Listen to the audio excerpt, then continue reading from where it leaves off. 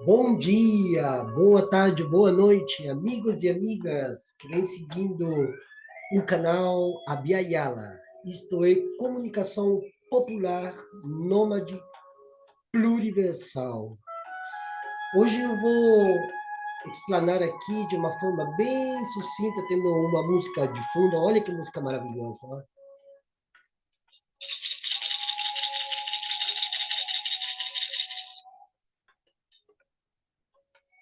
Canto da Floresta, música xamânica, com tambor e sonoridade da fauna nativa. Que maravilha, pessoal, que maravilha.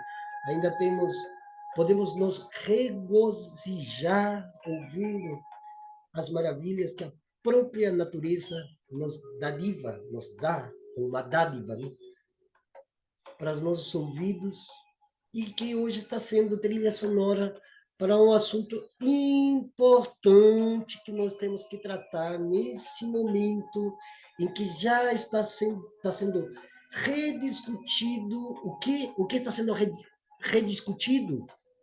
A questão do marco temporal, aquela tese maldita que faz com que os povos originários não tenham 100% seus direitos estabelecidos segundo a Constituição nos artigos 231 e 232, promulgado, essa Constituição promulgada em 1988, e que define o que, pessoal?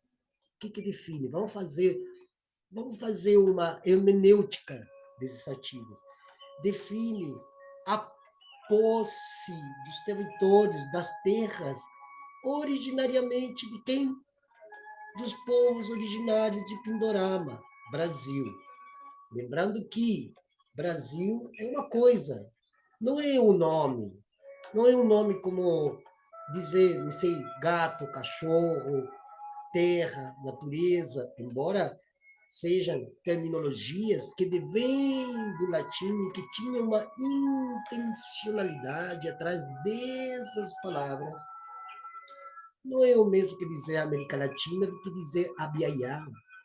América Latina é um produto, é uma mercadoria.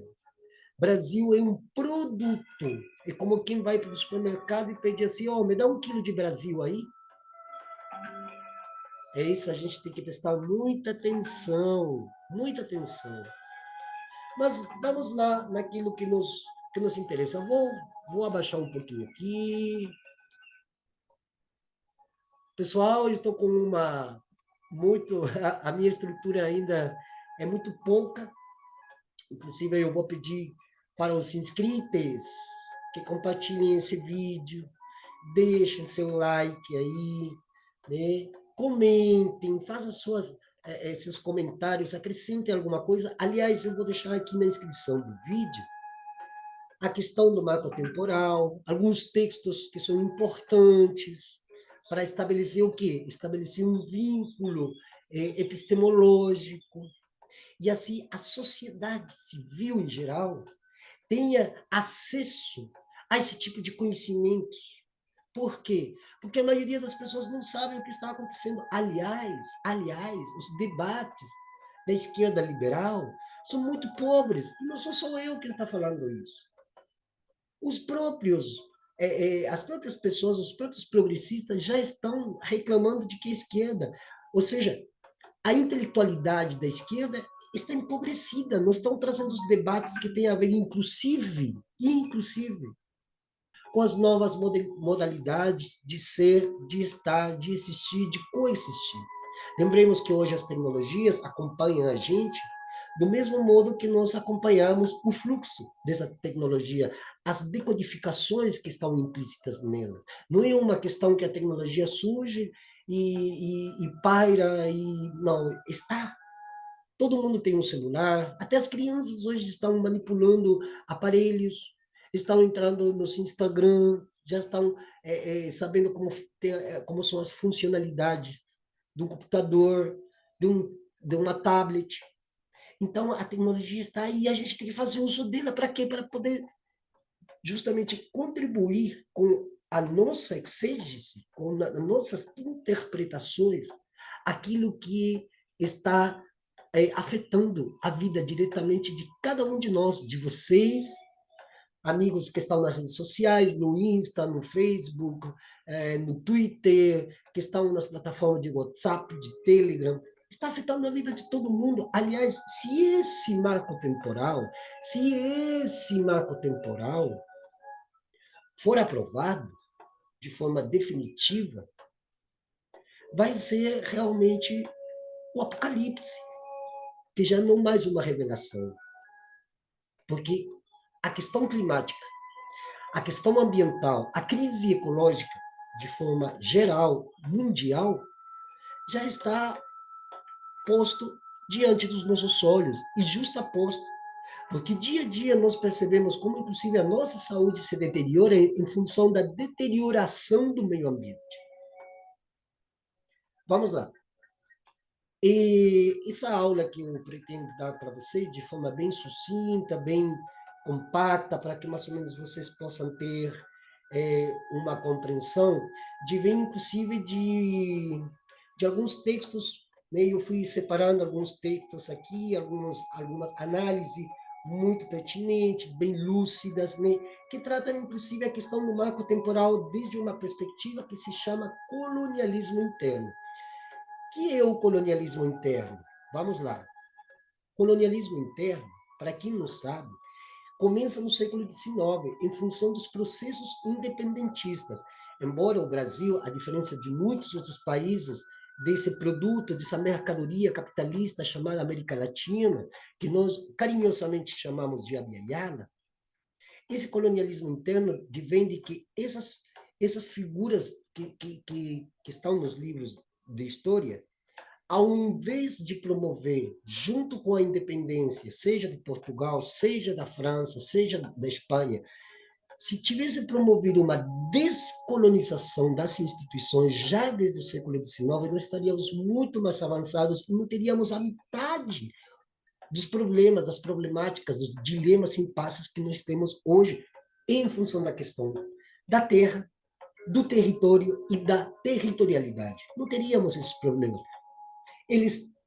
Nossos estados-nação, que surge, inclusive, com Napoleão Bonaparte, esse conceito de Estado-nação, que reúne todas as pessoas dentro de uma jurisdição geográfica, demarcada já por eles mesmos, fez com que todo mundo ficasse embutido numa única forma de ser, numa única forma de pensar, numa única forma de agir. Isso causou transtornos múltiplos, que a gente, através da história, após o século XIX, quer dizer, no século XX em adiante, nós passamos para o processo de colonialismo interno, que inclusive causou fraturas, não apenas dentro desse marco jurisdicional, como causou fraturas tenebrosas no âmbito ambiental, a partir de quê? A partir da expoliação dos territórios e do extrativismo, esse extrativismo atroz, feroz das aves de rapina, que causou, inclusive, e continua causando, doenças como essas que nós vivemos, a Covid-19. Vocês acham que a Covid-19 caiu do céu, veio de uma bola de fogo, ou aquele papo, aquelas narrativas dodicanônicas, seculares, de que o castigo divino, isso. Não. Covid-19 é um alerta mundial para que as pessoas comecem a compreender que nós temos que mudar o quê? O que nós temos que mudar, galera? Nossos hábitos. Esse negócio de hiperconsumo, de detritos, de querer abocanhar tudo, de que parece que o mundo está feito para ganhar e perder, de fracassados e ganhadores, de vencidos e vencedores. Essas dualidades cartesianas, que se chama de cartesiano, que vem desde quem? Desde o século XVII, com René Descartes, que fez a separação ser humano natureza, e que logo foi sistematizado por quem? Por Francis Bacon, o primeiro a metodologizar e sistematizar as ciências tal qual nós conhecemos. esses métodos científicos, essas sistematizações científicas, que só têm trazido o quê? Têm trazido problemáticas, que justamente hoje está inferindo importância devido a quê? Aos problemas de saúde pública, aos problemas de saúde ambiental, racismo ambiental, dentre outras tantas questões que a esquerda ainda não está conseguindo realmente trazer à baila dos debates, dos diálogos, das discussões de uma forma adulta. Vamos a começar, então, a fazer essa análise de modo introdutório. Eu vou trazer aqui a perspectiva do colonialismo interno, que se soma, inclusive, a outro aspecto que eu chamo de colonialismo doméstico, que é essa história de entre colonizados e colonizadas ficar se colonizando um ao outro. Isso aí a gente vê no dia a dia, vocês veem no trabalho, vocês veem na universidade, vocês veem na rua, no trânsito, e inclusive dentro dos grupos em WhatsApp, como um sempre tenta colonizar o outro, e quem não ficar esperto, quem não ficar atento, acha que é uma brincadeira, mas não, não é brincadeira. Os direitos territoriais dos povos indígenas sempre sofreram ameaças e continuam sofrendo ameaças pela pressão de interesses econômicos, do agronegócio, mineração, dos megaprojetos, da compra da água, né? Do monopólio a água pura que é direito de todo qualquer ser humano. Para quê? Para promover um desenvolvimento do Estado brasileiro. Essa inversão exploratória sobre os territórios, e que também aconteceu em outros continentes do mundo, invadidos, colonizados, inferiorizados, subalternizados pela modernidade colonial ocidental, demonstra em tese que todos os períodos históricos e em praxe a exploração da natureza e de que para explorar a natureza precisa de quê? Precisa de pessoas. E como essas pessoas são cooptadas? Se não através da mão de obra escrava, que hoje chama-se uberizada, assalariada, ou alguns insistem ainda de chamar de operários.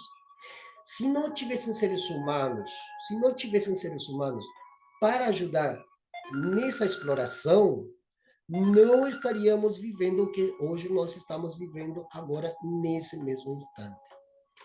Esse ciclo de exploração se justifica pela inferiorização, o racismo. O racismo vem, o termo raça e essa imprecação de racismo começa lá no século XVIII, de forma conceitual, inclusive pelo Conde de Gobineau, um francesinho aí que estava lá e que parece que não tinha nada para fazer, e criou essa terminologia raça, né?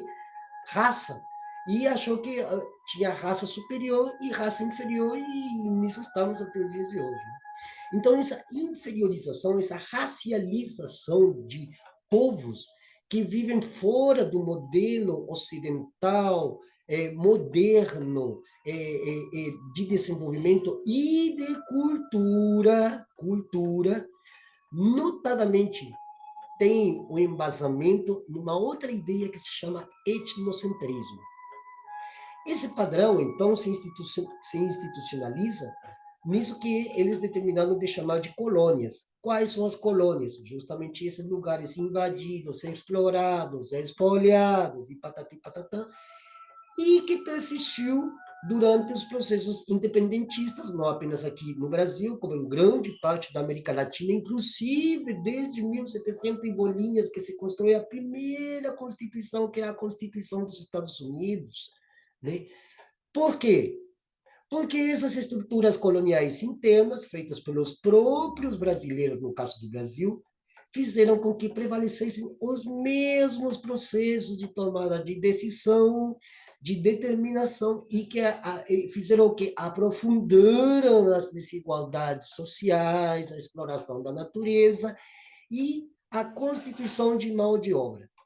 Os direitos territoriais dos povos indígenas são tratados sempre como um obstáculo. Por quê? Porque se os povos indígenas estão aí, olha, pessoal, isso aqui não basta apenas eu dizê-lo de uma forma, digamos assim, educacional, pedagógica. Os 4 anos do governo anterior daquele sujeito que eu não quero nem nomear, foi uma pedagogia na nossa cara. Foi uma pedagogia na nossa cara. Então, isso que a sociedade deve entender, que os 4 anos que se foram 4 anos que mostraram para a gente o que, a ver, vamos pensar um pouco, o que ele mostrou na cara, em pleno século XXI, mostrou como a história da colonização que já tinha se dado antes, inclusive, de 1500, inclusive muito antes de 1492, numa nova versão, mostrou pedagogicamente, sem precisar muito ler, ou de muitos livros, ou sequer a gente lê as cartas de Pero Vaz de Caminha, como o Deus esse processo de colonização. Eles foram perfeitos para mostrar para a gente na cara o que é colonização, o que é colonialidade, e enfim. Os, os direitos territoriais dos povos indígenas, se tratados como obstáculo, eles fazem o quê? Eles produzem políticas de negação, que foi o que se produziu, inclusive, durante o século XX no Brasil. Veja lá o SPI, o Serviço de Proteção, olha só, Serviço de Proteção a quem? Aos índios. Não éramos indígenas, como se aqui fosse a Índia, né? Enfim, para produzir isso, eles, então, com essas políticas de negação, assimilação, integração, desvalidaram ou deslegitimaram aquilo que poderia já ter sido feito naquela época, que se chamava direitos dos povos originários, dos povos que ocupam tradicionalmente as terras antes da chegada dos portugueses, né? E, bom, dentro de todo esse contexto, né, o objetivo de debater sobre a questão territorial indígena traz à baila, então, duas variantes que se chocam entre si, que são as teorias do direito originário às terras indígenas, e a outra, defendida inclusive por Gilmar Mendes, que é a teoria do fato indígena, né? Tem uma que é muito defendida pelo ministro do Supremo Tribunal Federal, Edson Fachin, que é a teoria do indigenato, ou seja, essa de que o direito originário às terras indígenas, pelos parentes, independe de qualquer conceitualização, de qualquer postulado dentro da área de direito que venha confirmar se o indígena estava antes de 1988, com a aprovação da nova Constituição, ou estava depois, ou não estava lá justo naquele momento, tipo, há um minuto atrás, se aprovou a nova Constituição, com os artigos 231 e 232 da Constituição, mas aquele parente Terena, Ticuna, Nhambiquara, Xoclém, Guaianamu, Iramome, não estava ali, então você não tem direito. Isso aqui, inclusive, sabe, aquelas brigas que a gente vê na rua entre camelôs, que eu sou mais antigo, porque há 20 anos que eu estou aqui, aí chega um rapaz querendo colocar seus produtos à venda, porque ele está sobrevivendo, e outro fala, não, você tem que sair daqui, porque eu tenho mais tempo do que você. Eu mesmo que se dá aqui. Agora, a pergunta que fica, quem é ou com que critério alguém pode dizer se aquele parente estava justo naquele momento que foi aprovada a Constituição com os artigos 231 e 232, mas você não estava ali, cara, então você não tem direito não, mano. Então, esse que é o imbróglio que liga essa questão do marco temporal, né? Nós vamos começar aqui pela teoria do indigenato. A teoria do indigenato, que foi, inclusive, muito apoiada, e inclusive com fundamentações muito fortes por parte do ministro Edson Fachin, ela começa no século XX. Para ser mais exato, em 1912. Aliás, aqui na inscrição desse vídeo, eu vou deixar vários textos em PDF para vocês abrirem, lerem e começarem a se interessar e ficarem espertos, galera, porque esses juristas que estão lá junto com os lobistas que estão dentro do Senado, da Câmara dos Deputados, das instituições tal e tal, da Agência Nacional de Mineração, dentro, inclusive, do próprio Ministério da Agricultura, daqueles que estão reescrevendo a lei de terras, eles têm seus interesses e pagam, né? Tem um caixa 2 lá, ó, você tem que me defender, cara, porque a minha empresa, a Cagil, está ali, eu quero construir um porto, como é o caso do que está sucedendo, inclusive ontem eu recebi denúncias tenebrosas, tenebrosas do que está acontecendo no estado do Amazonas. E eu recebi, inclusive, eu tenho os PDFs aqui, me mandaram os processos, as pessoas fizeram reuniões, tem parente que foi preso. Então, as agressões contra os povos originários no atual governo continuam. Não somente no estado do Amazonas, não é somente guerra da Amazônia. Está em todo o território nacional, está aqui em São Paulo, está em Minas Gerais, está lá no Nordeste, está no Rio Grande do Sul e assim por diante. Aliás, a questão do marco temporal começou justamente porque os lobistas que estavam com esse tal de caixa 2, essas gorjetinhas deles, estavam querendo que legitimasse as terras a favor de grandes empresas e de gente que nunca esteve lá dizendo, não, esses índios aí tem que botar tudo para correr, porque aquilo ali é nosso. E aí começou a questão do marco temporal, né? Inclusive com os povos Xoclém, aqueles que estão lá na comunidade Morro dos Cavalos, que está na beira da BR-101, um pouquinho antes de chegar em Florianópolis. Olha que nome, Florianópolis, parece nome de flor, mas não é não. Eles homenageiam um canalha que era o Floriano Peixoto, mas isso aí vamos deixar para uma outra ocasião, e tem um monte de vídeos falando quem que era esse sujeito, né? Então, vamos lá. A argumentação, então, surge com esse jurista João Mendes Júnior, no início do século XX, né? E aí ele trouxe uma questão muito importante como argumento para a posse indígena sobre as terras tradicionalmente ocupadas, né? E isso influenciou, inclusive, constitucionalistas e aqueles que escrevem as regras, as portarias, as leis, né? E começou uma grande discussão sobre quais seriam ou não os direitos territoriais indígenas, no caso do Brasil, né? E a argumentação dele considerava que, primeiro, os séculos de exploração, exclusão, genocídio, patati patatá, contra os povos indígenas, em face da colonização portuguesa, ela, é um, ela refere a algo que se chama congênito, que é o direito inato. O que é direito inato?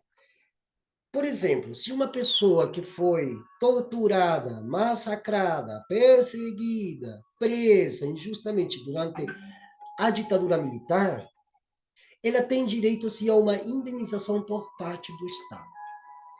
Portanto, o direito dos povos indígenas às suas terras tradicionalmente ocupadas é anterior, tem de ser, pela própria questão histórica, por isso que a gente tem que abrir os livros de história, galera. Se a gente não conhece o passado, a gente não sabe por que a gente está nessa atualmente. Ela é anterior à própria criação do Estado brasileiro, que é o Estado-nação, que é o conceito também exportado, importado, que veio com Napoleão Bonaparte, depois veio com Dom João, que se trasladou para o Rio de Janeiro, e toda aquela questão. E isso também foi constituído em toda a Biayala, ou seja, naquela coisa, naquela mercadoria, naquele conceito capitalista de América Latina, né, que é o conceito do capital, não é um nome como eu já me referi, inclusive em outras ocasiões, em outros vídeos. E se alguém tiver um contra-argumento, a gente pode discutir, porque eu tenho muitos argumentos para mostrar realmente que o Brasil não existe, é uma invenção, é uma ilusão, é apenas algo simbólico, mas que as pessoas, a subjetivação introjetou isso nas pessoas, e as pessoas acreditam que elas são brasileiras. Enfim, isso aqui vamos deixar para uma outra ocasião, né? A instituição do indigenato surge, então, como uma forma de contestação política. Por quê? Porque Essa foi elaborada por quem? Pela coroa portuguesa, mas que não tinha o objetivo de dizer, ai, coitados, índios, vamos dar. Não, muito pelo contrário, eles queriam transformar os indígenas em força de trabalho, expoliar suas terras, e assim fica mais fácil dar conta do território. Né? Então, ela parte da compreensão de que os povos indígenas são realmente os originais, senhores e senhoras de suas terras, mas sem necessidade nenhuma de legitimação de sua posse.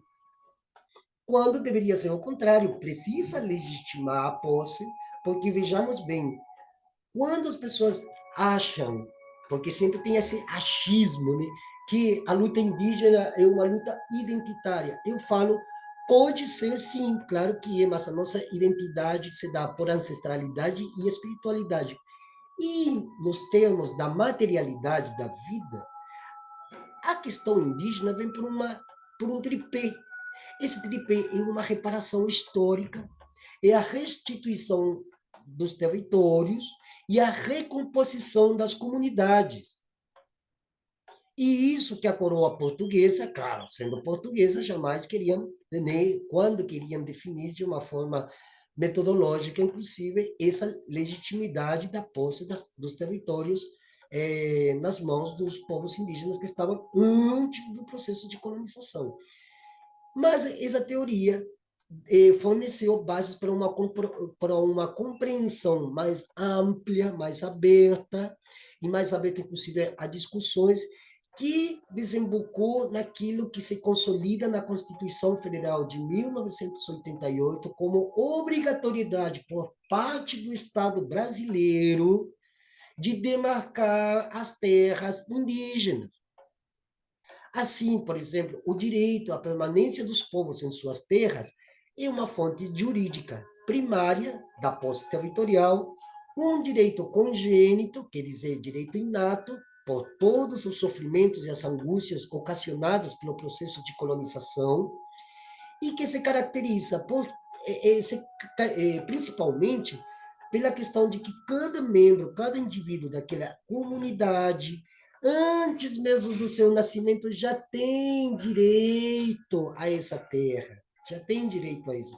E sabe o que me lembra isso aqui? Na época do incanato, em Tahuantinsuyo, hoje denominado de Peru, Bolívia, Equador, parte da Argentina, parte do Chile, toda criança que nascia, antes do seu nascimento, ela já tinha direito a um quinhão de terra. Então, toda criança que nascia dentro do encanato já nascia e já tinha o seu quinhão de terra garantido para subsistência, ou seja, preservação, conservação e manutenção de si e de sua espécie. Nesse sentido, então, voltando para o Brasil, na época atual, né, a tese incorporada pela Constituição de 1988, inclusive, já está no caput do artigo 231, os direitos originários sobre as terras que tradicionalmente ocupam os povos indígenas, compete à União, ou seja, ao Estado brasileiro demarcá-las, protegê-las e fazer respeitar todos os bens e que esses povos possam usufruir dessa terra, inclusive das riquezas do subsolo. O indigenato é instrumentalizado através do conceito de posse permanente. O que quer dizer posse permanente? Se antes do nascimento, aquele ser do indígena já tinha direito, quando ele nasce, ele já tem direito, e um direito peremptório, ou seja, é um direito que vai se constituindo na medida em que o tempo vai passando e ele vai deixando é, os seus próximos, seus filhos, seus netos, e eles também vão adquirindo. Por isso que, para nós, a terra não é uma questão privada. Aliás, essa questão de propriedade privada já deveria ter sido contestada há muito tempo. A terra é uma coisa que a terra não é nossa porque nós precisamos de um papel escrito, os mapuches, os com, os guixis, os xoclém, os guaianamuiramome, os pancararus, pancararé, tem um documento no cartório que diz, eu sou proprietário. Não é a gente proprietário de terra, é a comunidade, e essa terra vai passando para os próximos, e para que passe para os próximos, ela é protegida, ela é cuidada, a gente cuida dos mananciais, cuida das florestas e da própria terra, para que essa terra dê os alimentos necessários. Para quê? Para quê, pessoal? Eu acabei de falar um pouco antes. Preservação, conservação e manutenção de si e da minha espécie. Então, essa que é a questão do indigenato, consagra os direitos originários dos povos indígenas, para os povos indígenas, sobre os seus territórios, desculpa, a posse e o usufruto exclusivo das riquezas nela existentes. Conferir propriedade das terras indígenas à União apenas uma medida protecional dada pela Constituinte que se deu anterior à aprovação, que para aprovar uma Constituição precisa de quê? Precisa de uma Assembleia Constituinte. Então, é uma medida protecional dada por essa Assembleia Constituinte, que é anterior à Constituição, mas que não se relaciona com um caráter de tutela orfanológica, dada pelas políticas indigenistas do Estado brasileiro até então. O que é tutela orfanológica? O índio é tratado como se fosse uma criancinha de 5 anos ou como uma criança com síndrome de Down. Ela não tem possibilidade de ingressar na vida social, ela não tem um cérebro na qual possa entrar numa universidade, o indígena não sabe votar, o indígena não sabe ler, o indígena é um pobre, coitado, o pessoal fica ali, não consegue fazer nada porque ele é órfão. Então, quando a Constituição de 1988 dá essa garantia de posse permanente, quer dizer, automaticamente que o indígena, sim, tem possibilidade de tomar conta dessa terra, porque ele pensa, porque ele raciocina, porque ele medita, reflete, mas não como um ocidental.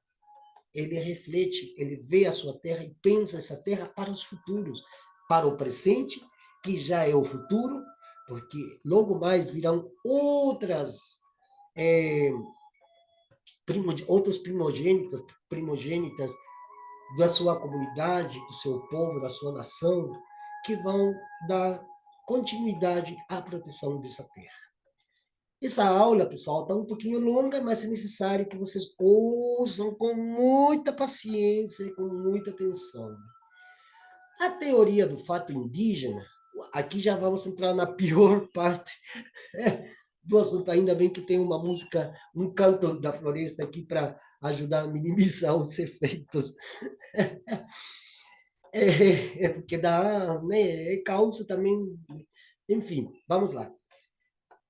Essa teoria surge no bojo do julgamento da demarcação da Raposa, da TI Raposa Serra do Sol. Né? Naquela época, o relator, que era o ministro Aires Brito, né, foi ele que promulga, né, um referencial que dava, sim, o reconhecimento às terras tradicionalmente ocupadas pelos índios. Mas essa tal referência não abrange ou abrangia as terras ocupadas pelos indígenas em outras épocas anterior à Constituição de 1988. Então, esse marco reflete um propósito constitucional de colocar uma pá de cal nessas intermináveis discussões sobre qualquer referencial de... Olha, aqui surge o conceito específico do marco temporal, que são dois conceitos atrelados à esfera jurídica. Temporalidade. Inclusive, eu falei um pouco antes sobre a questão entre dois camelôs. Um que acaba de chegar, que estava assim começando, e aquele outro que está há mais de 20 anos e reclama sua antiguidade nesse espaço público, onde ele está ali de forma talvez legal, vamos lá, e outro está recém chegando, mas ele também, ao mesmo tempo, ele é chutado por aquele que também, embora tenha sofrido, apanhado e tal, mas ele conseguiu se estabelecer naquele ponto onde ele vende suas mercadorias. Aqui a questão da temporalidade surge expressamente por quem estava naquele momento, naquele lugar, ocupando a área indígena, no momento mesmo de grafada e de aprovada a Constituição, nos termos do artigo 231 e 232. E aqui tem um texto bem que expõe de forma assim muito coerente e incisiva essa contrariedade. A data de verificação do fato em si, da ocupação fundiária, é o dia 5 de outubro de 1988 e nenhum outro. Tipo assim, se há um minuto atrás essa Constituição foi aprovada e assinada e referida e tal, quem estava até um minuto atrás tinha ou tem direito. Aquele que chegou e não conseguiu caminhar até para alcançar esse minuto de referendada a Constituição, de votada, aprovada e tal, não tem mais direito. E por um minuto, por um segundo, que o indígena não estava lá, ele perde totalmente o seu direito. Coisa que é um absurdo, porque a teoria do indigenato defendida por esse jurista lá no início do século XX, se ele visa expressamente a questão histórica, em termos, inclusive, de reparação histórica, como que alguém ia poder sincronizar seus passos para que justamente naquele minuto que a Constituição foi aprovada, estivesse ali naquela comunidade, naquele território, naquela terra, e ele não tem mais direito, porque justo que foi assinado, o parente não conseguiu chegar lá na sua comunidade, não estava lá, e perdeu todo o direito. É uma coisa de louco. E aqui, inclusive, traz à guisa dessas circunstâncias, né, a centralidade, inclusive, embora não tenha nada a ver com o que estou falando, mas quando Marx fala sobre o capital, ele está falando sobre o tempo, mas, mais, mais, temporalidade. Porque o seu tempo de trabalho é o tempo que você ajuda a enriquecer alguém que você não conhece. O tempo que o indígena não conseguiu estar ali nessa comunidade é o tempo que ele perde seu direito e o direito da sua comunidade, o do seu povo. Então, é uma coisa, olha, sinceramente, mas é justamente o capitalismo trabalha em cima da questão do tempo, da temporalidade, do relógio, né, do cronos, né, que engole seus filhos, né? Quem foi engolido pelo tempo, no momento que foi aprovada a Constituição, beleza, não tem mais direito. O outro que não conseguiu ser engolido pelo tempo, mas estava ali, ele tem direito. Mesmo que seja do mesmo povo, da mesma comunidade, da mesma etnia, não interessa. E aí é que está a discussão, que inclusive o ministro Edson Fachin é o que mais apoia a teoria do indigenato, porque ele se contrapõe à teoria do fato indígena, que é defendida, inclusive, pelo ministro do STF, Gilmar Mendes. E acho que tem o ministro Lewandowski que também apoia essa teoria do marco temporal, que é justamente isso que agora vai ser discutido no dia 7 de junho, lá em Brasília, e que já estão começando. Agora, já hoje, nesse momento, já estão as discussões, os juristas indígenas estão lá, e nós temos que apoiar. E não somente nós, vocês têm que apoiar a galera, todo mundo, porque se esse marco temporal for realmente aprovado, não é somente os indígenas que vão se dar mal, vai se dar mal uma sociedade inteira, o país todo. E isso que a esquerda também tem que entender. Se a esquerda não traz esse debate à baila, inclusive o presidente Lula esteve lá com o rei Charles, e ele diz que o rei Charles deu não sei quanto para o Fundo Amazônia, perdão, e ele mesmo diz que é pouco. Mas também tem que ter cuidado, porque eles também têm interesses sobre a Amazônia, e não apenas sobre a Amazônia, sobre o país inteiro, sobre sua economia, sobre suas finanças. Então, nós devemos entender isso e começar a nos aprofundar mais, inclusive que haja mais vozes que façam isso que eu estou fazendo aqui. Né? Pois bem, o que se verifica, né, segundo o relator, que era o ministro Aires Brito, né, o que se ele traz um argumento que é ratificado, inclusive, por outros ministros. Mas aqui tem uma questão muito interessante. A visão desses ministros, que são contra a teoria do indigenato, está impregnado de quê? Aqui que vem interessante. A ver, pessoal, está impregnado de quê? De uma visão eurocêntrica, moderno, colonial, patriarcal, privatista, e vai lá bolinhas. Por quê? Porque, além de negar a história de esbulhos sofridas pelas comunidades, pela parentada toda, em todos os processos de colonização e neocolonização do território brasileiro, nega também a continuação de tal política, mesmo após o suposto processo de independência em relação aos colonizadores. Quer dizer que tem uma ala do STF que continua sendo igual ou pior que os colonizadores originais, aqueles que vieram lá em 1500, com 14 caravelas. Então, estamos na mesma. Né? E essa teoria ainda continua sendo discutida, inclusive tem recursos extraordinários, e aqui entra o ministro Fachin, porque ele entendeu que a interpretação dessa teoria e da teoria do indigenato são duas teorias que não são moderadas para entrar num processo de pacificação. Não, muito pelo contrário, está gerando conflitos, que são os conflitos que estão vivendo agora o Brasil inteiro, hoje, agora, nesse mesmo instante. E de instabilidade também, porque isso produz instabilidade econômica, financeira e social. E, fora disso, que compõe toda uma série de consequências que fragiliza, vulnerabiliza todo e qualquer ato administrativo que seja a favor da demarcação de terras indígenas.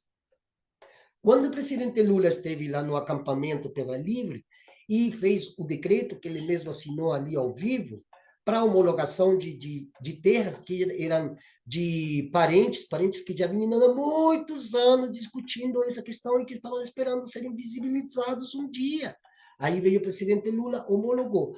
A homologação não é solução final para nada.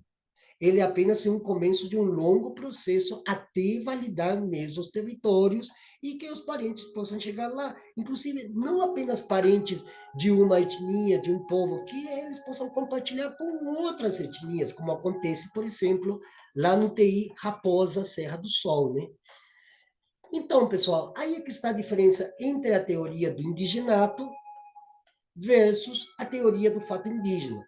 A teoria do indigenato, ela é uma teoria, digamos, entre aspas, mais progressista, mais aberta e mais humana, enquanto que a teoria do fato indígena, ela reproduz de novo o mesmo modelo colonial, que inclusive os próprios supostos libertadores contra a coroa espanhola, contra a coroa portuguesa, não souberam fazer na sua época, isto é, no século XIX, porque não houve um processo de descolonização.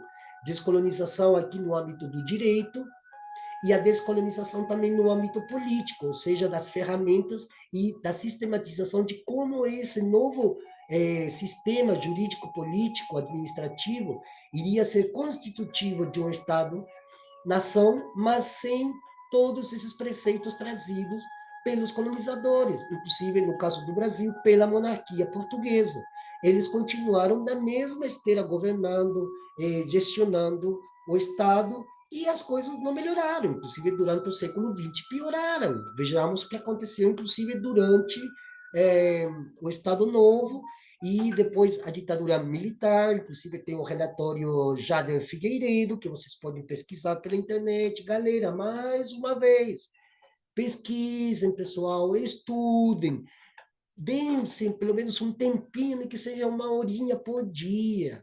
Vamos ter conhecimento. A gente, sem conhecimento, sem embasamento, a gente não consegue fazer essa luta sozinho. A gente tem que fazer a luta, o artesanato, a arte, tudo que é colorido, tudo que é grafismo é lindo, mas a gente tem que ter o conhecimento. Sem conhecimento, a gente não consegue defender, e ficamos uns poucos aqui falando, falando, falando, e a gente não consegue avançar.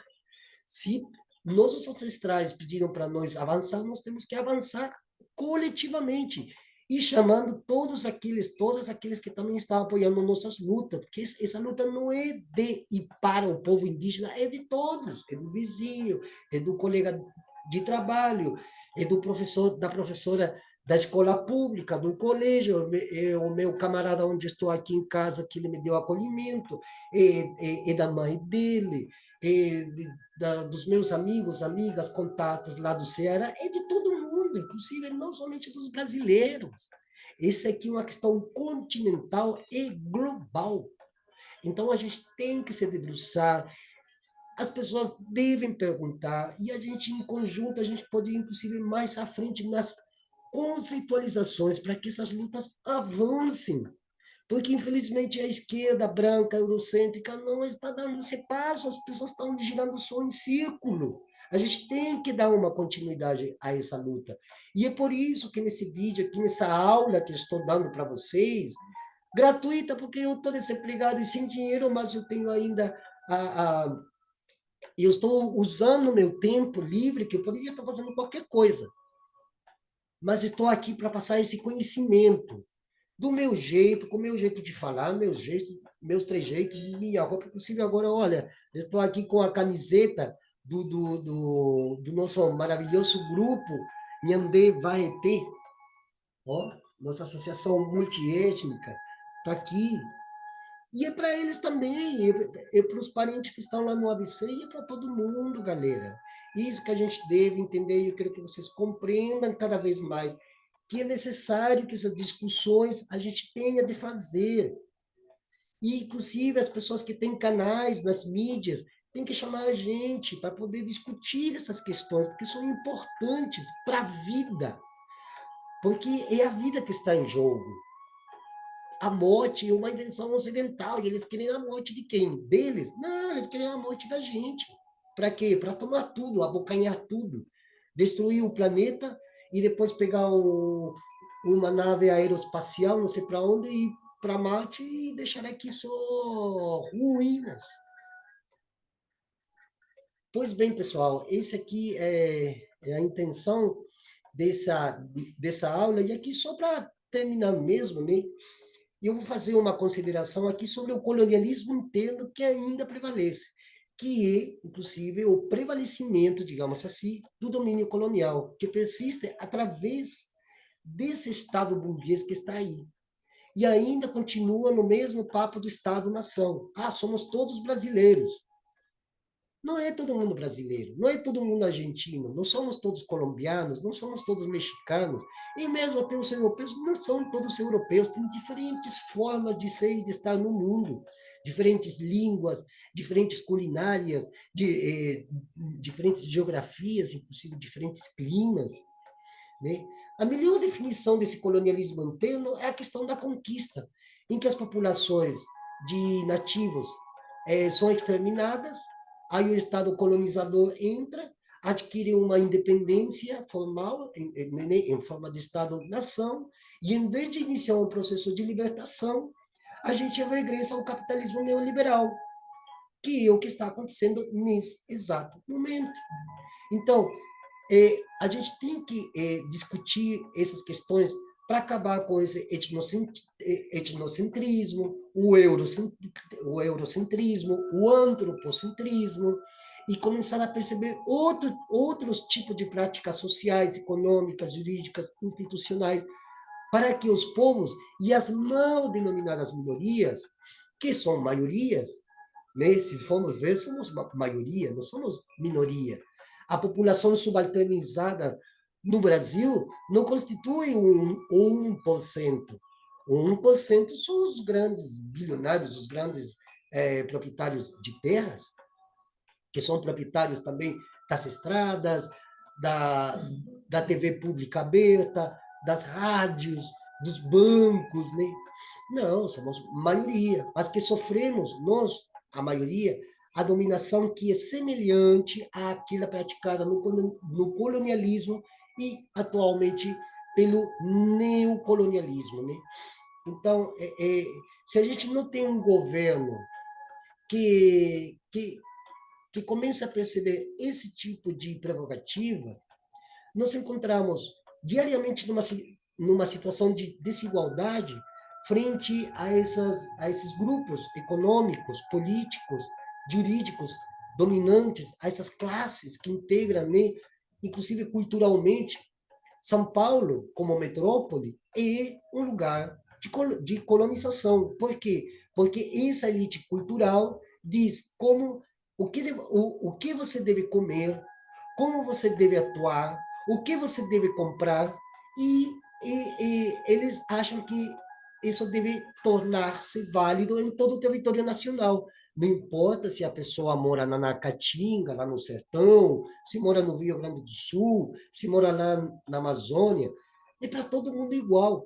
E a Globo, lá no Rio de Janeiro, ela, mediante imagens, faz o quê? Ela ajuda a subjetivar esse tipo de formação cultural. A gente deve contestar isso diariamente. As burguesias e as oligarquias do governo centralizado hoje em Brasília, seus aliados e subordinados, participam dessa catástrofe. Infelizmente, eles estão participando, conscientes ou inconscientemente, estão participando disso. Então, aí tem cargos políticos, militares, condições também de assimilação política, mediante grupos econômicos, que, por meio de lobbies corporativos, inferem significação dentro do Senado, da Câmara Baixa, né? Tem o Caixa 2, eu te dou tanto, né? Aquele toma lá da cá. Isso a gente tem que contestar, porque isso aí só causa atraso.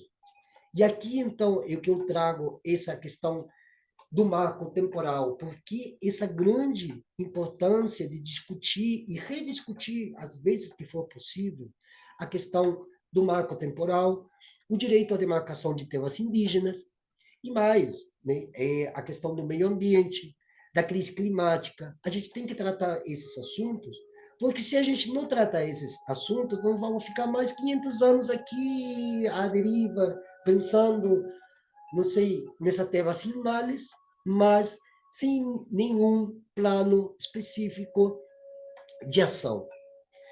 Isso aqui, meus amigos, minhas amigas, muito obrigado, inscritos, inscritas, inscritos, deixem seu like, compartilhem esse vídeo, se alguém quiser colaborar, vou colocar um Pix aqui hoje, porque eu estou dando uma aula e a gente, para fazer uma aula, a gente tem que ler muito, e a gente perde horas, que são horas que a gente não tem nenhuma garantia de uma subsistência. A gente faz mesmo até porque a gente precisa de fazer dessas discussões uma discussão que seja a discussão da sociedade.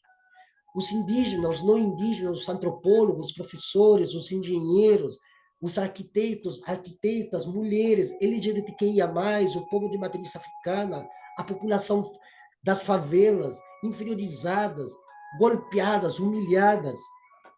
Todas essas pessoas têm que estar junto com a gente. A gente somos agregadores. A gente não está aqui para fazer um discurso unidimensional, unilateral. A gente está aqui para fazer um discurso onde todas as pessoas se sintam agregadas, se sintam vistas, se sintam, nossa, por fim alguém me considerou como um ser.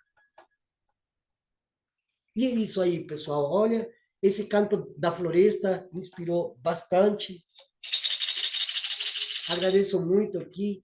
Compartilhem esse vídeo, acrescente, pode deixar os seus comentários aí, pode, se tiver mais alguma colocação, coloque ali também. Na inscrição desse vídeo, eu vou colocar uns textos para que vocês leiam. Se tiver algum erro aqui de parte minha, pode vir dizer, ô parente, ô amigo, você errou aqui e tal. Esse canal é de vocês, não é meu. Nada é nosso, nem o nosso nariz, nem a nossa vida. A vida é do cosmos. O tempo é do cosmos. Todas as nossas ações, o ar que nós respiramos, o alimento que entra, as palavras. Não é que as levam ao vento, não, elas procuram porosidades e elas se impregnam. E daqui a um tempo alguém vai dizer: puxa, eu ouvi falar de um parente sobre isso e realmente eu estou vivendo agora no campo da ação, no campo prático, porque a gente faz a luta, pé no chão e olho no olho.